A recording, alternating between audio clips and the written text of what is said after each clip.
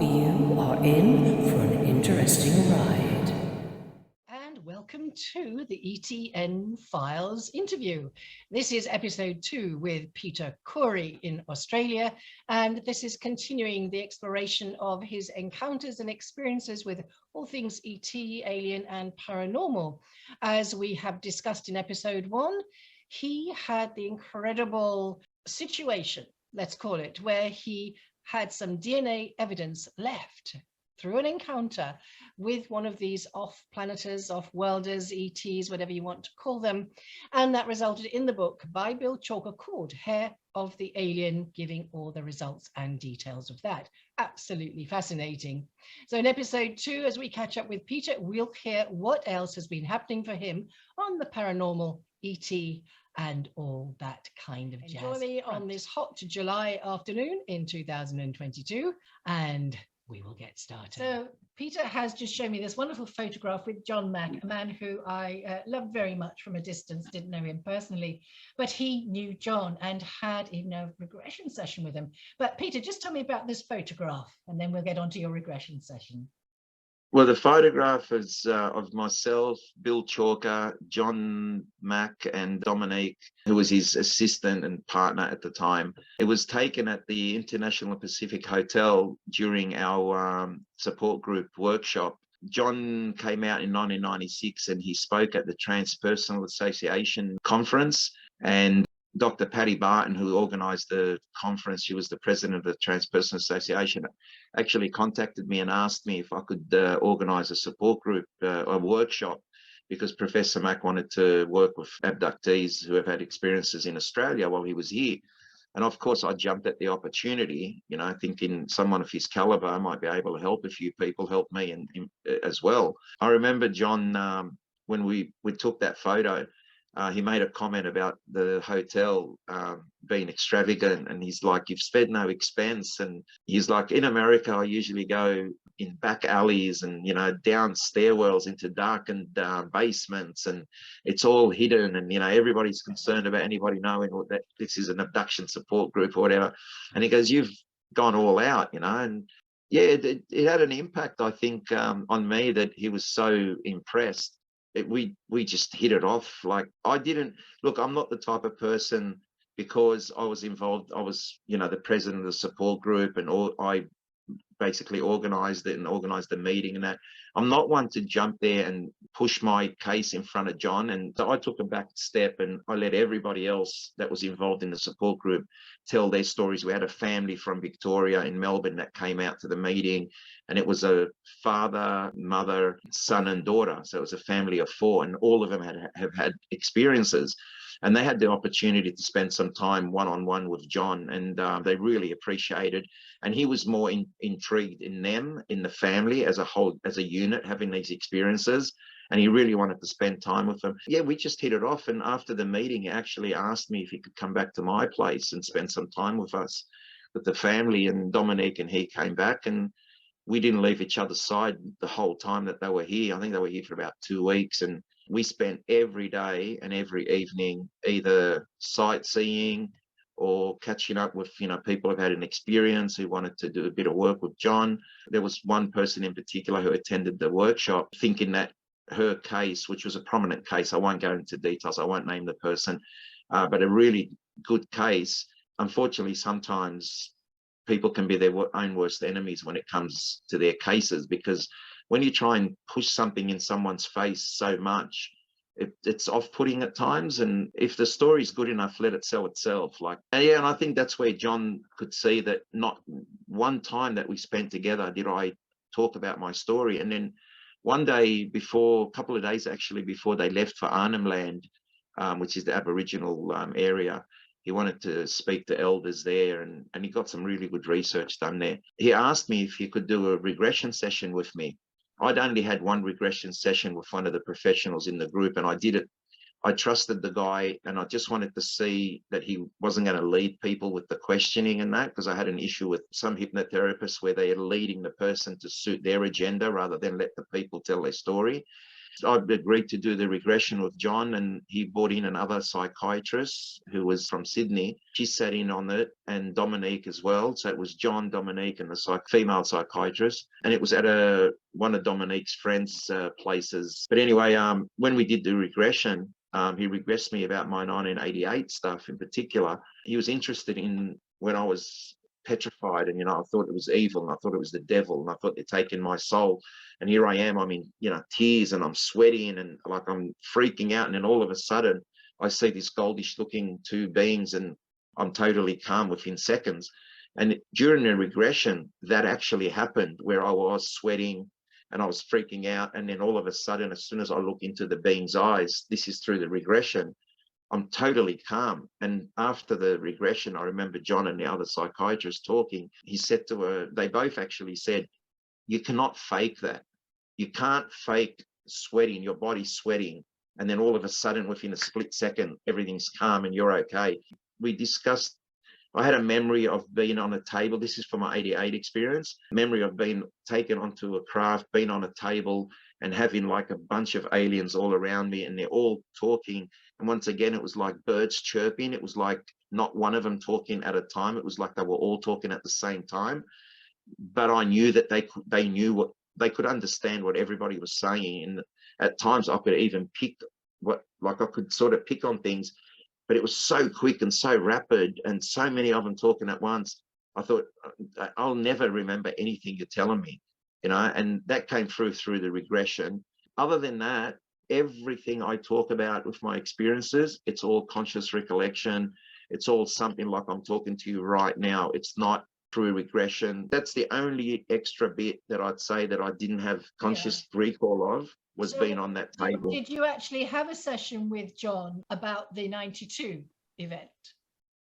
No, we didn't. No. And it's funny, John wasn't about evidence either. John was about this transpersonal journey that humanity is on at the moment, and how this phenomena is affecting people on a different level. That's the thing. He had a little bit of an issue with Bill Chalker, and John made that comment clear to me. He said to me, Bill is all about physical evidence, trace cases. Something has to be that. He said, where with me, it's not. It's about how humans are evolving, the effect it's had on humanity, the transpersonal journey. That's what John was interested in. And that's why his first book was called Abduction, Human Encounters with Aliens. And his second book was called Passport to the Cosmos. That's the angle he was interested in. I mean, it is absolutely the biggest thing that's ever going to happen to you in your life. Bill Brooks springs to mind. I wrote his story. And when this kind of download of information came of a lifetime of encounters that he didn't know about until he was 44, it broke his head open in a way that nothing in the world could have done, and completely reoriented his psychology and his understanding of a lot more in the world than he was initially aware of. And that's what it's doing. Just those doors of perception are 360. There's no door. Look, I understand where John's talking about the transpersonal journey and the change in people. When I was younger, like I said, I left home and I lived on my own for 5 years. I actually met a woman. I was 18 years old, and I met a woman who was 29 years old. She was 11 years older than me. She had 2 children, a 7-year-old and a 5-year-old. And I ended up staying with her for 4.5 years. Turbulent 4.5 years, took me down the wrong path. I was going to join the police force and the Australian Army. Anyway, I met this woman, and it just took me down another track altogether. And when I had this experience in 88, it actually, that's why I'm thinking of calling, I've sort of written most of this book, and I'm hoping to get it published. And if not, I can self-publish. But I'm thinking of calling it Alien Intervention, because that's what I feel happened. I was going down that wrong track, and then I had this experience, and I thought to myself, there's so much happening in this world that we don't understand. I thought, if wherever these beings come from, whether they're from other planets, whether they're from within our world, on our planet basically, or just out in the atmosphere, outer atmosphere of our planet, they don't have to travel light years every time they come here to get to us. They've been here for thousands of years, and I've got to realize that. And I thought to myself, if I've been chosen a lot of people ask me, why you, you know? And I think if I've been chosen, as people say, oh, you're chosen, you're one of the chosen ones. If that's correct, well, it makes sense, because obviously when I was 22 days old, my mum says that this being was looking at me as if nurturing me or caring for me, looking at me with care. Yeah, I feel like if that's not going to change your life, having an experience like that and becoming aware that it's really happening, it's not a dream, it's not a nightmare or a fantasy, it's happening. If that doesn't change you, I don't think anything would. No, has it You know, changed your perception of God, the absolute creative oh, force? definitely. I used to think God was someone who sat on this throne and had a big staff and was watching everything. And once your time came, you were either in the naughty corner or in the good corner, sort of stuff like that. But then I came to realize that no, God is a creating force. It's a creator. That's what they call it, the creator. And it doesn't necessarily mean religious. I don't go down the religious path. The creator has created humanity, created life. I believe that, but I don't look at it as in a religious sense at all. I believe in Christ. I believe that, yeah, he died for us. And I think it was more like someone who was very popular for the time, and the people in power didn't like it and they got rid of him, assassinated him, however you want to put it. I think he was an important figure. I have a real big issue with the church and the way they want you to believe, and how they change things to suit as time goes by, because the wording in the Bible gets changed. And I'm just wondering if over the years, this is always I get some interesting answers to this question, whether you feel that you have had any changes as a direct result of your interaction with I'm just going to say ET, they could be our fellow travelers, whatever we want to call them. But some people have psychic ability more developed, or some people say they have incredible strength for their size. And I just wondered if you'd noticed anything for yourself. Yeah, definitely, without a doubt.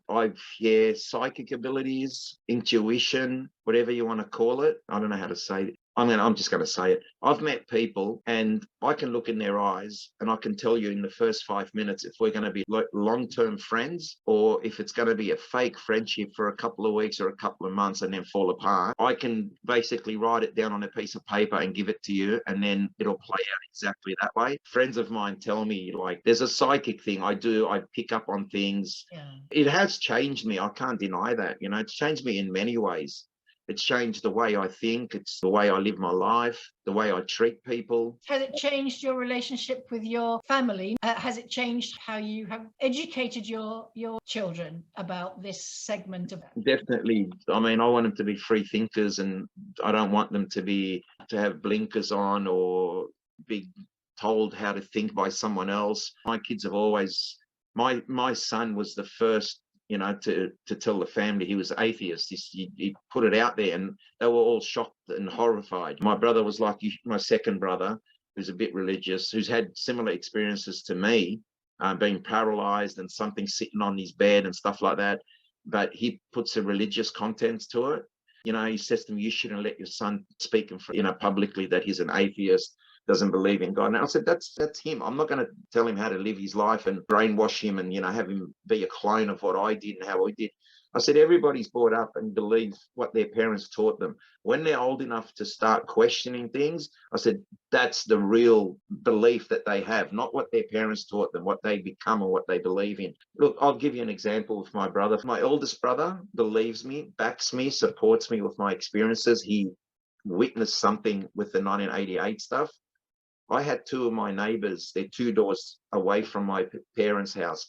In 1988, they both went out to have a cigarette in their backyard, and they said they saw an object hovering above this is during my abduction experience that night. They saw an object hovering over the 3 houses, which is their house, the neighbor's house, and our house. And they could not see the stars in the sky. It was just a dark, massive object. They told me this after they saw a documentary about me on TV. And they both came out, and I've known him for Michael. He was the first person I met at school in Australia, and I sat next to him in class. And then about 3 years later, we ended up buying a house next door to them, and we've been friends ever since. 2 of my friends I've known since year 3, which is 3rd class, like about 8 years old, and the other one from 5th class. So long-term friendships. One of my friends who christened my daughter is an ex-teacher of mine. You don't very often hear, a student or someone say, oh, my teacher is the godfather of my daughter or my child. But that's the sort of friendships I make. I make long-term friendships. People know me. My friends know me, and I worked in security for over a period of 18 years. I've met a lot of people. Some not very well educated, some very, very biased because of religion, and being Muslim in particular, they have their set views. So do a lot of Christians, but I can sway the Christians, but the others. But you know what? They'll all tell me out of respect. They say, Peter, we don't believe in the topic, but we believe you. Now, the Muslims believe in the jinn, Jin, which is a spirit, and it can be a mischievous spirit. And that's what they all relate my story to. They go, oh, you saw a jinn, and wave, brush it off. It's just, you saw a jinn. They don't take on board the alien concept. To them, no, it can't happen. Same with managers I've worked with, other security guard I've worked with. They all will tell me, I might not believe in this phenomena, but I believe you. I believe your story. In 2011, there was a show in Australia. It was about a lady, I won't mention her name, but her family broke up because she was researching ufology and she was a therapist. So she was doing hypnotherapy and so on with people. She took her son years later, after family broke up, she took her son on a 2-week tour of her research around the country. Over the period when they were filming, I was getting calls from the producers, and they were saying to me, would you like to get involved in this show? And I kept saying no, simply because she had made a lot of claims about hybrid kids or indigo kids and so on, saying their DNA is different, their blood type's different, but there was never any scientific proof to back it. And that person was one of the people who actually said, oh, Bill Chalker did the DNA research in his shed on a newspaper. So if you're going to have a go at someone like that, you got to put up when you make, when you make assumptions. Or so anyway, I didn't want to be involved in the show, and eventually the head producer, called me. This is a period of 3 months. I kept getting calls every week, and he said, Peter, if you really believe in this field and you want to give it credibility, we think you should get involved in the show, because everything this lady's producing isn't going anywhere. It's fallen apart. So I thought about it for a while, and I thought, you know what? I don't want people to look at a show about UFOs or abductees or whatever and just go, it's all crap. Look, there's nothing, they can't prove anything. So I called them and I said, yeah, okay, I'll get involved. And they came to my house on a Saturday, did the interview. And then on Sunday, I was heading to work. I was right outside my work in the car, and my phone rang. And her son, has a scientific background as well, he actually said to me over the phone, he said, Peter, your story yesterday was really interesting and detailed. Would you be interested in doing a lie detector test, a polygraph test? And I was like, yep, let's do it. When it went to air, I actually saw it for the first time. And then here he is commenting about me agreeing to do the test. And he's like, wow. I asked him a question about a polygraph test, not even let me think about it, not even taken a breath or going, oh, you know what? Yep, I'll do it. He goes, it says a lot. But then his mum was working with an ex-Navy SEAL who, through regression, was remembering a lot of experiences that he's had. He was going to sit a polygraph test as well. And her son actually said, I have no doubt, his name was Greg. He said, I have no doubt that Greg will pass 100%.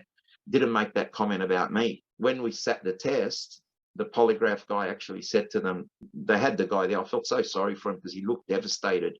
He actually failed the test. Polygraph examiner said, I think it's memories like dreams or, not real memories.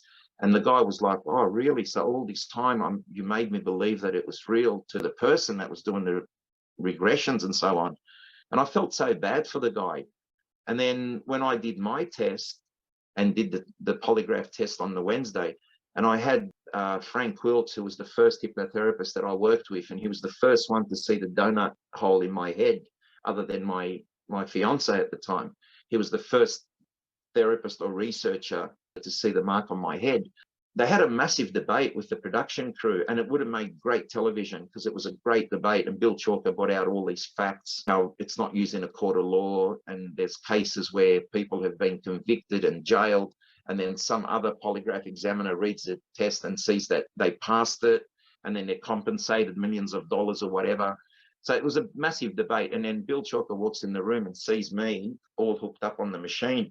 And he's like, "What are you doing?" And I said, "I'm doing it." And I'll tell you the reason why I decided to do it. After all the discussion, I walked out with my wife to the back veranda, and we were talking, discussing it, whether I should or not. She said, "Don't do it. Don't do it. If Bill and Frank are saying don't do it, they have your best interest at heart, don't do it."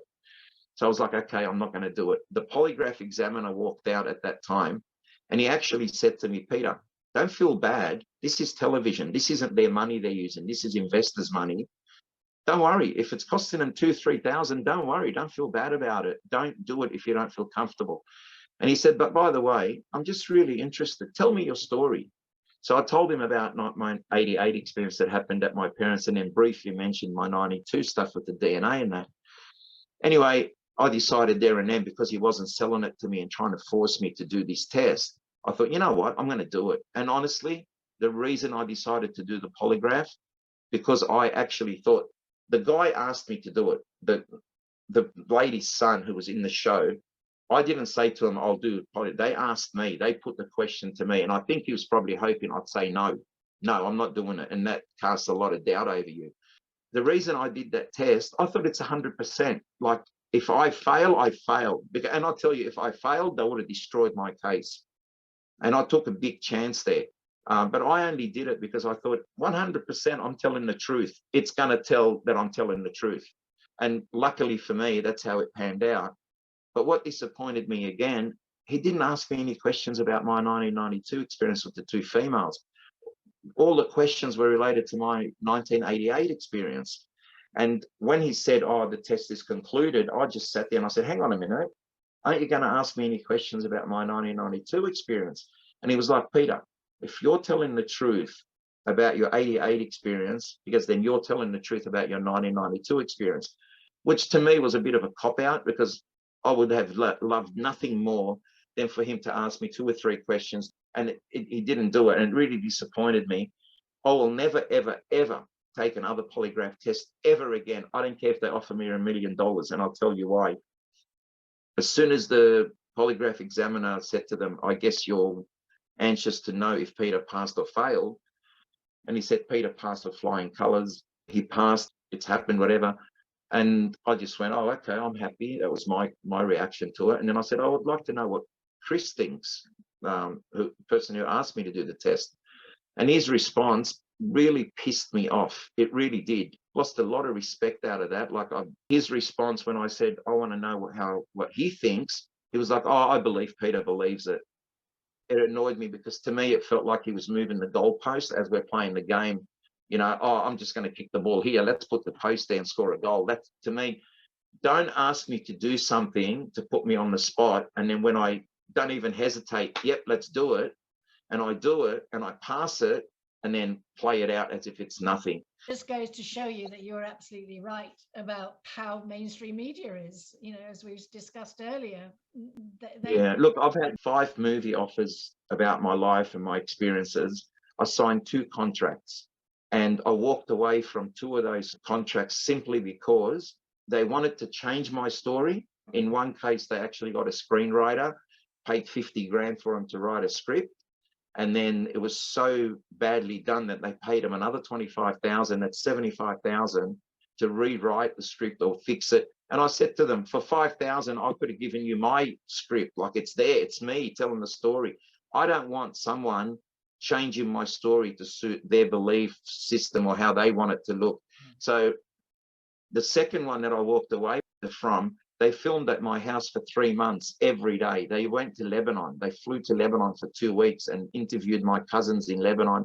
My mum and my sister were there at the time. My sister said to me they hosted them and they looked after them. And she said that they interviewed everyone. They went up on the roof where I had my siding and all that. When they came back, the question was, "Oh, the producers want to know, would you do a drug test and a polygraph test?" And as soon as I heard those 2 questions, I said, "Get the F out of my house. That's it. We're not doing this anymore." And they left a lot of their camera equipment here. I've still got a tripod. What's happened to all that material then, Peter? Well, one of it, the one that they filmed for 3 months and went overseas to Lebanon and filmed, he actually gave me a CD. they are the only ones that specific production company were the only ones who got to interview my son, my daughter, and my wife.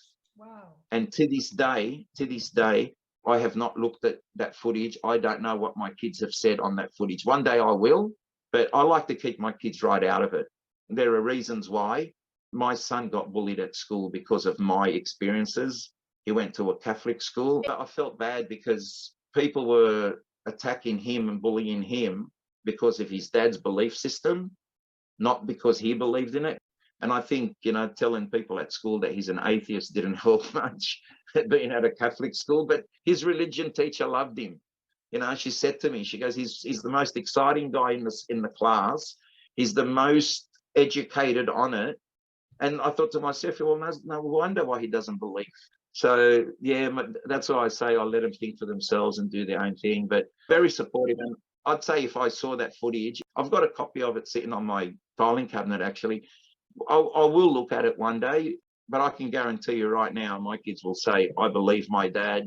I know my dad wouldn't make it up. Like, they'd be supportive like that, but they wouldn't go into any aspect of anything happening to them. I just want to know, in the interim time, if there have been any more encounters, if there have been any more communications in any shape or form. No, there definitely has. When Professor Mack visited here in 1996, about 2 weeks before his visit, I had an experience. The three beings that are gorilla looking with the hoods and the robes, and it happened in my bedroom where my 1992 experience happened. But they came through the mirror and I got levitated out of my bed. And when they came through the mirror, I thought it was a whole bunch of them, because obviously I could see three figures, but then I could see the reflection. So to me, it looked like a half a dozen people coming through. I didn't know they were coming through the mirror. I thought they were in my room, and walking towards me. And then I'm levitated off the bed, and my partner's sleeping right next to me, mind you. And that's what's hard for some people. A lot of couples that would come to the support group meetings, the partner that's not having the experience would be so upset or doesn't want to know. They're like, come on, if this is happening, I'm lying right next to them. How come I don't see it or feel it or hear it or anything? They don't realize that they get switched off and they're basically lights out. They're not operating. But they'd leave the meeting thanking me and saying, you've actually opened my eyes. Like, I believe that this could happen to people and the partner wouldn't even know. For me to see what I thought at the time was a bunch of them, I couldn't even tell you it was 6. I thought it was more. But then as they came closer to me and I was levitated off the bed, and it was one on either side and one at the foot at my feet, I knew then that was 3 of them, and their reflection was what I saw, and it made them look like there was more. And as I went through that's when I realized, shit, they came through the mirror. I thought they were just in my room. But when I realized they came through the mirror was when they were going back. And the first being that was at my feet disappeared into the mirror. And I just saw this haze, just like a fuzzy thing. And bang, he's gone. And then my feet start going through the mirror and I'm taken through this mirror. And to me, it felt like the mirror wasn't solid anymore. The mirror was like jelly almost, like a thick substance, but it was moving. It wouldn't break. If you pushed it, you moved it, it bent with you. It wasn't solid anymore. And as I went through and I got to my chest and I saw my reflection in the mirror of my face, the shock, the shocked look on my face was so funny. I could have laughed, but I could have cried at the same time, because I was absolutely stunned and I could see the expression on my face and the reflection in the mirror. And then I was taken through, and as I got through, my head just felt like static electricity all over, shooting out of almost out of my head. And I go through the mirror and my next memory is, bang, I'm in bed. And I've waken up my ex saying, how long have I been here? Like, what time did we come to bed? Trying to figure out. This was probably 2 weeks before John Mack's visit in 1996. I did speak to him about it briefly. 1997, I think, was his second visit. And that was the last time I actually saw John. Sydney Airport, have a photo of him sitting there. That was the last time I saw him. Did those beings, were they ever seen on the ship with the tall beings, the more communion-like looking beings? Yeah, they're working together. Yeah. When I was surrounded by them, it was the tall and the short. But To me, it seemed that the tall ones were the scientists, the medical, and the shorter ones were the military as the arm of it. Like they were the muscle. And speaking of muscle, the taller ones had none. Their arms and that were tubular. They didn't have features like we have forearms and you have your biceps, and you couldn't see that. But then funny enough, I had a lady in Melbourne.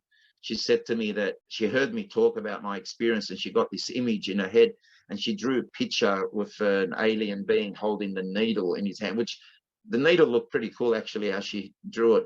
But this being was muscly, like I'm talking shoulders and muscles and arms, you know. And I thought, no, you got it wrong. They're not on steroids. They're not into body shaping and that. If anything, it's all about the mind with them. It's not bodily, you know. You don't have to be a Superman type body. You have a Superman brain, and that's how they operate. I had an experience in 2008, and this one really, I've had a couple of things to me that scare me. Aliens don't scare me. Other things do. This one affected me emotionally for a reason. Once I tell you the story, you'll know why. And then I had another one where I think I sent you some photos with scratches all over my leg. That really scared me in a whole different level. It's something I was looking at happening right there and then. I was watching these scratches come up my leg and appear on my leg as they happened.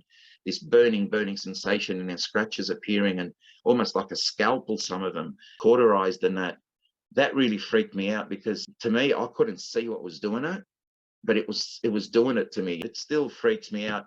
But the 2008 experience, I had an experience where I was taken on board a craft, and we pulled up either against another craft or next to another craft or next to a building. But this building was like ultra white in color, like very bright white, as if it was lit up. It was white light, and then had these long rectangular windows, dark black tinted windows, very tall.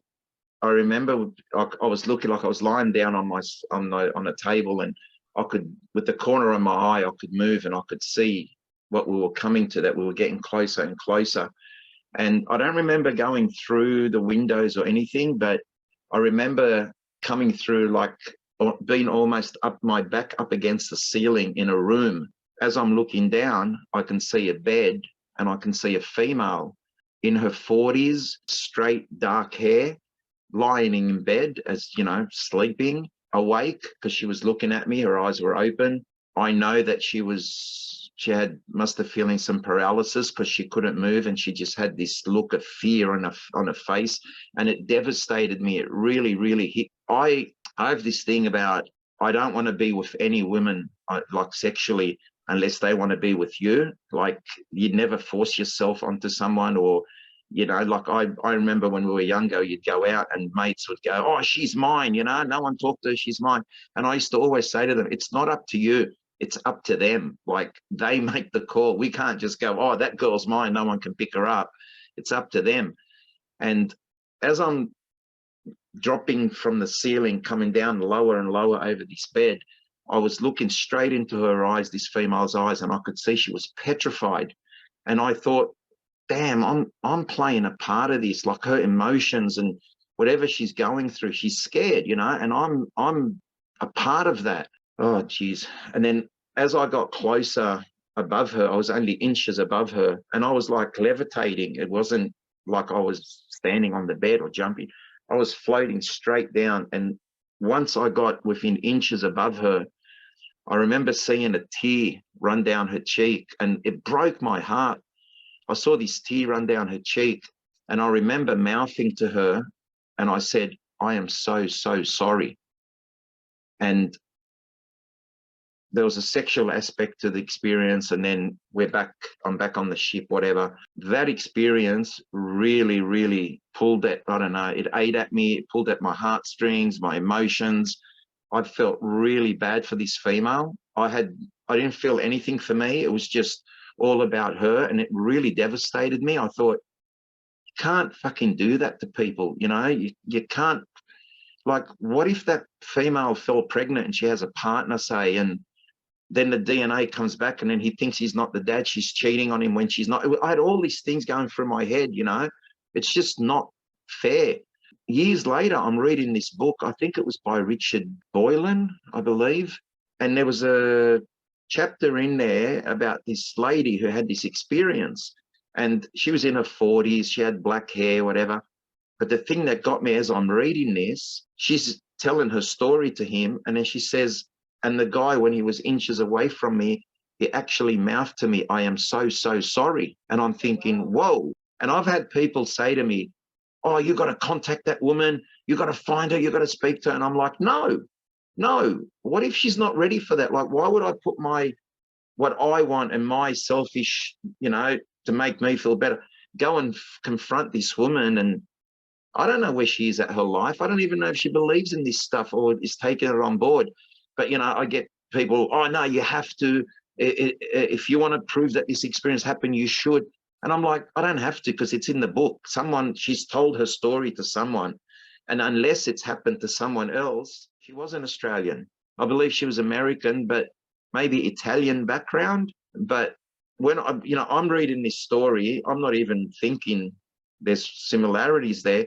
And then she says, the guy was up against the ceiling, and then as he floated down towards me, there was inches from my face, and he whispered and he mouthed, "I am so, so sorry." When I read those words, not "I'm sorry," I am so, so sorry. Like, I said it twice to her. It's just astonishing. And what corroboration.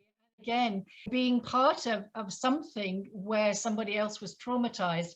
I totally understand that. In the Bill Brooks story, which is this guy who didn't get any memory back until a download in 1994 when he was 44 years old.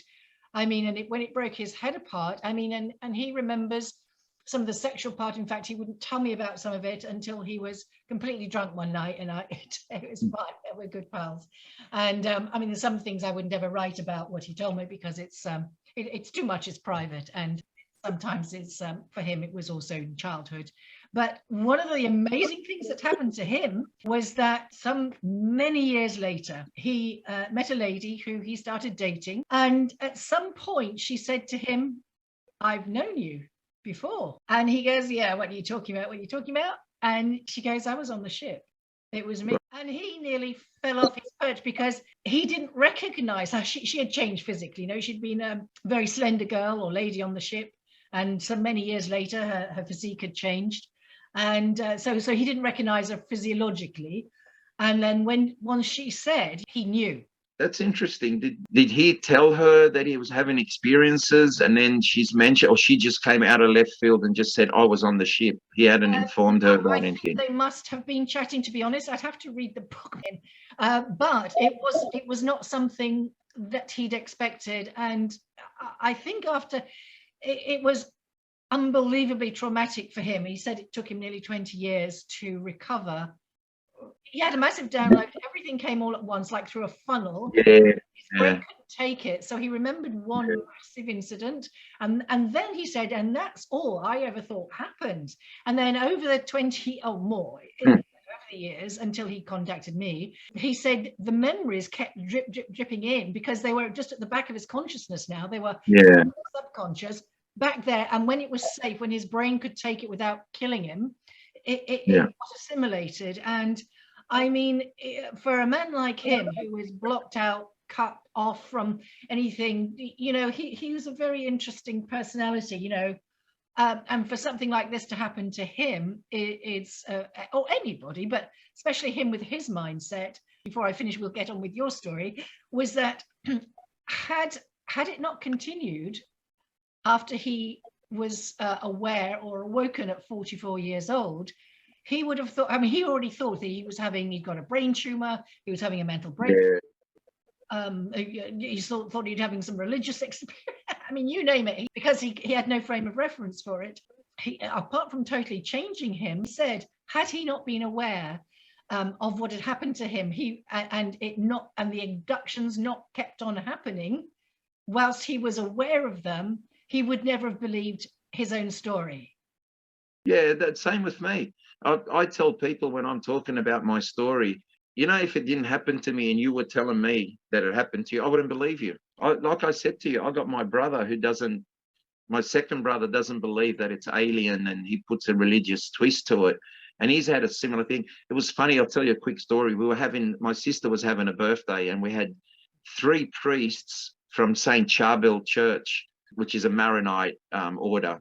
They were over for a birthday, and they're sitting down around the table talking.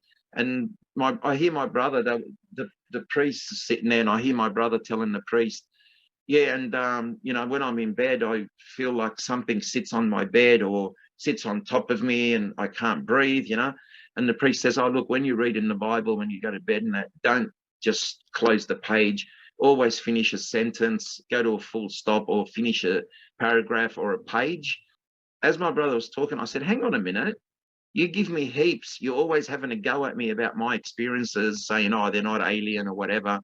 I didn't say alien. I said, you say they're not real or whatever. And he goes, yeah, but you believe they're from there. And he points to the sky, like they're sitting in the kitchen, at the kitchen table. And he points up, and the priest, one of the priests goes, what do you mean? Like, what do you point out? And he goes, oh, he thinks they're aliens. And straight away, the three priests in one go, they were like, oh, we've got a guy in our parish who is having experiences with these beings with big eyes, and you know, he thinks they're the UFO and alien. You should talk to him. And I was like, really? You've got someone talking to you priests about UFOs and aliens? And you know, and they said, oh, you guys should talk to him, you should catch up. And it never eventuated, we never did. But then from that, they were talking, the priests were talking in front of someone, and someone from the Lebanese newspaper in Sydney gave me a call. And it's an Islamic newspaper, like everything is, you know, Islamic based on it. They called me into the office, the editor, chief editor, and a couple of the journalists, and they sat down and asked me some questions. And you wouldn't believe it, in a Muslim newspaper, they ran my story over 2 weeks, so like a quarter of a page in the newspaper. They actually had a picture of the female straddling me, but they had put a black bar across the breast so you don't see the breast. And then the following week, they followed it up, and they were saying how much of an interesting case it is, that it's real, it genuinely happened. And like, I'm thinking, this is a Middle Eastern Islamic paper, like very conservative. And here they are putting my story in there and giving it credibility. I had a guy come from the Age newspaper, which is a very prominent newspaper in Melbourne, and it's like a massive newspaper. When you open it, you'll cover 4 people with it. It's that big. The guy came out, his name was Paul Heinrich. He was an investigative journalist, and he came out to my house one day, and we're sitting down having some lunch, and he's interviewing me, and he said to me, he goes, Peter, I was actually sent here to destroy your case. He goes, I'm an investigative journalist, and they sent me to just tear your case apart. He goes, but you've impressed me so much. Have a look at the article when it comes out. I'll send you a copy. And you know what? It was one of the best articles written about me. So I've had a lot of positive feedback when it comes to the media. And the only thing I'm disappointed with is they'll concentrate on the 1988 experience and other experience, but they won't go near the 1992 experience because they think it's too controversial. It's too scary for certain people. Something that is, you know, still very much taboo, and I'm all for talking about it because it's an important part of the experience, and it happens, and it's a very fundamental part for a lot of people. What I don't understand is, what's the difference between a UFO with aliens on it that are experimenting on people, you know, medical procedures, whatever, to 2 females that appear in your room and then leave a hair sample that gets DNA tested, and the results are there to speak for themselves. Like, what's so scary about that? Okay, it's confrontational because there's the evidence. That's why they want to leave a question mark, I think. But look, things are changing. As you know, we're well aware with the Disclosure Project and stuff like that. You know, I've had Stephen Bassett at my house as a guest, and he spoke in front of a number of people, and I've always told him every year, the first comment he makes on the first day of the year is, this year is the year when everything will be. And I keep telling him, don't hold your breath, because I won't be holding mine. The government doesn't want us to know unless the aliens come out and say, yes, we're here, this is what's happening. Our governments will never tell us. They'll never admit to it. Because if they admit to it, they're opening themselves to a lot of litigation, I guess, especially in America. Yeah. So before we wrap up, I just want a couple of things. Have you been shown any hybrid children or Yes, I have. offspring from? Yes, I have. And I've spoken to Bill Chalker about it. One experience or one memory where I was taken into what looked like a massive craft, but it was almost like an outdoor setting, but inside the craft. And we were on an overhanging, it's almost like the Grand Canyon where they've got that ledge, the glass ledge where people can walk on. It was similar to that where we were on a craft, but we were seated outside and I could feel the breeze and the wind and so on. And there was another female, she was about 14 years old, whitish color skin, short white, short hair, white, not short like a boy, with a little bit of a curl to it, up to her ears, down to the bottom of her ears, very slender looking. And as she sat opposite me at the table, she actually reached out and grabbed my hand and she was holding my hand. I got a lot of emotion out of that because, I mean, I have a daughter here. And the female from my 1992 experience, the blonde, I never forget her voice, although I just felt it. And rather than hearing a voice, it was a feeling, a knowing. I remember one day I hear her voice coming to me and she said, "Your daughter is beautiful." I knew she wasn't talking about my daughter in this life, but she was commenting about the daughter that she's had. And she said, "Your daughter is beautiful." And it rang so clear in my ear. It was like someone standing right next to me and saying it to me. So yeah, I have, and it was an emotional, really emotional for me, that meeting. I said to Bill, like, it really affected me because I really felt a connection. And when she reached out and grabbed my hand, it broke my heart too, you know, like she knew who I was, maybe around 2012.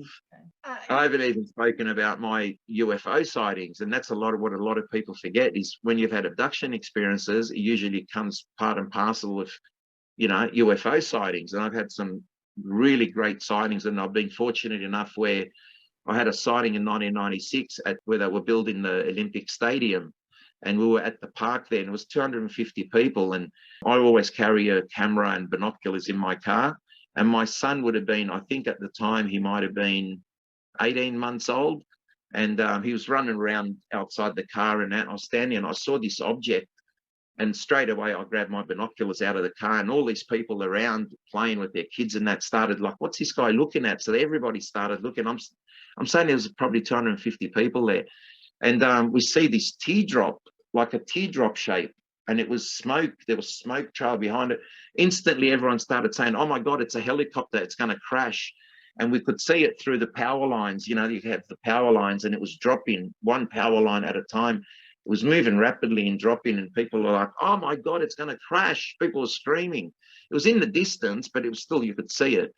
And then all of a sudden it left this trail of smoke. And then all of a sudden you heard this thunderclap, like a sonic boom or something. And this thing just shot to the left. And I was lucky to get probably 5 photos as it was traveling past the power lines. And then I got 1 or 2 photos as it was zooming across, and you could actually see it. And then I had a journalist who was offering $10,000 for anyone who has video of the plane Aurora. I think the Americans were working on a plane that, yeah, sits in the outer atmosphere and then apparently drops, and it can stop on a dime. And the human body can't handle that, but they reckon that that plane could do that.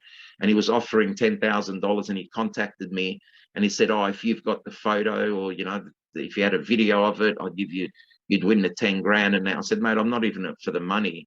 If it's real and it's happening, you know, you can have it for free, basically." It's part and parcel. You have your sightings, you have your, it's an interesting phenomena. I can understand how people can be scared of it, and not things we don't understand, we fear. You know, everybody sharing their experiences, and people from all around the world, all walks of lives, you know, all different professions. If they start coming out and telling their stories, there is that high strangeness phenomena that goes hand in hand with it. And sometimes it's not a positive experience. Not every entity that you come across is a benevolent source. Some of them are very benevolent, and like, I mean, for me to get scratches on my body that I'm watching happen right in front of my eyes, that's part and parcel of this experience. But it's the high strangeness thing. I've had a couple of things where, yeah, you think it's crazy, but there's evidence there. You know, I had an eagle appear in my lounge room, and I watched it and I felt it. I felt its wing right next to me, and I thought it was one of my birds because I kept the cage open because I trained my birds to fly around the house. And I'm thinking it's one of my birds, and then this huge wing wraps around me, and I'm looking at this, eagle, and then the eagle had a tail that was made of like jewels, and then all these jewels, the tail starts falling apart, and I can hear the jewels hitting the tiles and bouncing. When you drop like crystals or glass or little pieces of stones or whatever, how they just jingle and make that noise. And then all of a sudden I stood up and thought, what the hell was that? And then I heard about 10, maybe up to a dozen, but it was 10 hits, as if something hit in the wall. To me it felt like a bird with its wings spread out, and it's turning around and it's just banging on the wall as it's flapping around. And then I heard two distinct different bangs which were on the back door. The first 10 I heard were on the walls, which was my kids' rooms basically. Then I heard the ones at the back door, and it was a different sound. You could hear the door move. It's a completely different sound. That freaked me out a little bit. Yeah, there's a lot of things that happen that really concerns me, and I can't understand it, and it freaks me out. But I wouldn't change it for the world. Like, it's something that I'd rather experience than have a boring life and nothing happens and it's just all mundane. And there's nothing better than knowing that there is something out there. We may not understand it, but there's definitely something out there.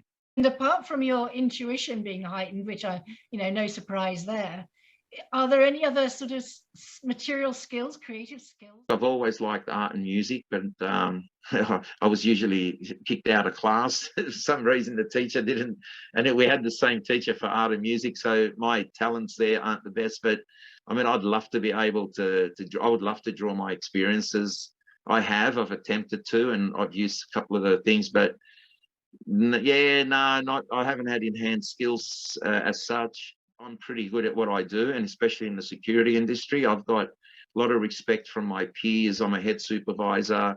I go above and beyond. Like, I've been involved in 2 armed robberies. I had a shotgun to my head for 7 minutes in an 8-minute robbery. I'm at my best when crap hits the fan, basically. So when a lot of people are under stress and they're ducking for cover, that's when I'm at my best. Seem to thrive when crap hits the fan, basically. Thank you very much. It's been absolutely fascinating, Peter. Pleasure. It's now as a 30th anniversary. So again, we'll look forward to it.